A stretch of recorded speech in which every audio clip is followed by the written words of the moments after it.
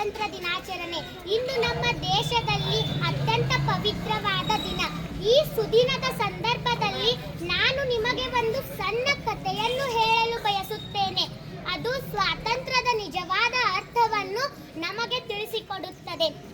ಒಬ್ಬ ರಾಜನಿಗೆ ಹಕ್ಕಿಗಳನ್ನು ಸಾಕುವುದೆಂದರೆ ತುಂಬಾ ಇಷ್ಟ. ಅವನು ತನ್ನ ಅರಮನೆಯಲ್ಲಿ ಅತ್ಯಂತ ಸುಂದರವಾದ ಚಿನ್ನದ ಪಂಜರವನ್ನು ಮಾಡಿದ್ದನು.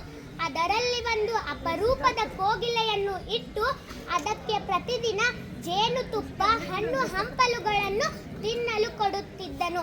ಆ ರಾಜನಿಗೆ ಆ ಕೋಗಿಲೆ ಮೇಲೆ ತುಂಬಾ ಪ್ರೀತಿ. ಆದರೆ ಆ ಕೋಗಿಲೆ ಮಾತ್ರ ಎಂದೂ ಹಾಡುತ್ತಿರಲಿಲ್ಲ, ಯಾವಾಗಲೂ ಮುಖ ಬಾಡಿಸಿಕೊಂಡು ಕೂರುತ್ತಿತ್ತು. ಒಂದು ದಿನ ಒಬ್ಬ ಸಾಧು ಅರಮನೆಗೆ ಬಂದರು. ರಾಜ ಅವರಿಗೆ ಆ ಕೋಗಿಲೆಯನ್ನು ತೋರಿಸಿ, ಸ್ವಾಮಿ, ನಾನು ಈ ಹಕ್ಕಿಗೆ ಚಿನ್ನದ ಪಂಜರ ಕೊಟ್ಟಿದ್ದೇನೆ, ರಾಜತೀರ್ಥ ನೀಡುತ್ತಿದ್ದೇನೆ, ಆದರೂ ಇದು ಸಂತೋಷವಾಗಿಲ್ಲ ಏಕೆ ಎಂದು ಕೇಳಿದನು.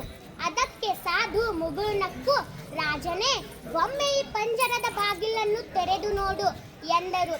ರಾಜ ಪಂಜರದ ಬಾಗಿಲನ್ನು ತೆರೆದ ತಕ್ಷಣ ಕೋಗಿಲೆ ರೆಕ್ಕೆ ಬಿಚ್ಚಿ ಆಕಾಶಕ್ಕೆ ಹಾರಿ ಹೋಯಿತು. ಕಾಡಿನ ಮರವೊಂದರ ಮೇಲೆ ಕುಳಿತು ಅತ್ಯಂತ ಮಧುರವಾದ ಧ್ವನಿಯಲ್ಲಿ ಹಾಡಲು ಶುರು ಮಾಡಿತು. ನನ್ನ ಪ್ರೀತಿಯ ಸಹೋದರ ಸಹೋದರಿಯರೇ, ಈ ಕಥೆಯ ನೀತಿ ಏನೆಂದರೆ, ಚಿನ್ನದ ಪಂಜರ ಎಷ್ಟೇ ಸುಂದರವಾಗಿದ್ದರೂ ಅದು ಸ್ವಾತಂತ್ರ್ಯಕ್ಕೆ ಸಮನಾಗಲಾರದು. ಗುಲಾಮಗಿರಿಯ ಬದುಕು ನರಕವಿದ್ದಂತೆ.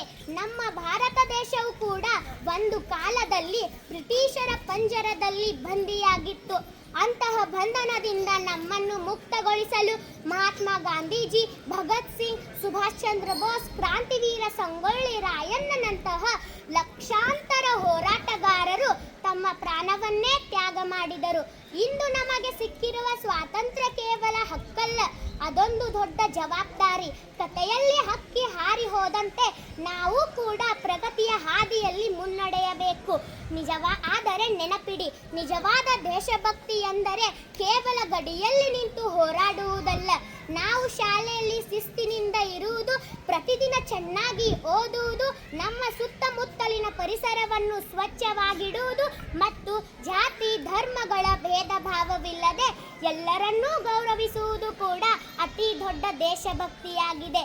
ಬನ್ನಿ, ಇಂದಿನ ಈ ಶುಭ ದಿನದಂದು ನಮ್ಮ ದೇಶವನ್ನು ಜಗತ್ತಿನಲ್ಲೇ ಅತ್ಯುತ್ತಮ ದೇಶವನ್ನಾಗಿ ಮಾಡಲು ನಾವೆಲ್ಲರೂ ಶ್ರಮಿಸೋಣ ಎಂದು ಸಂಕಲ್ಪ ಮಾಡೋಣ. ನನಗೆ ಮಾತನಾಡಲು ಅವಕಾಶ ಮಾಡಿಕೊಟ್ಟ ಎಲ್ಲರಿಗೂ ಧನ್ಯವಾದ.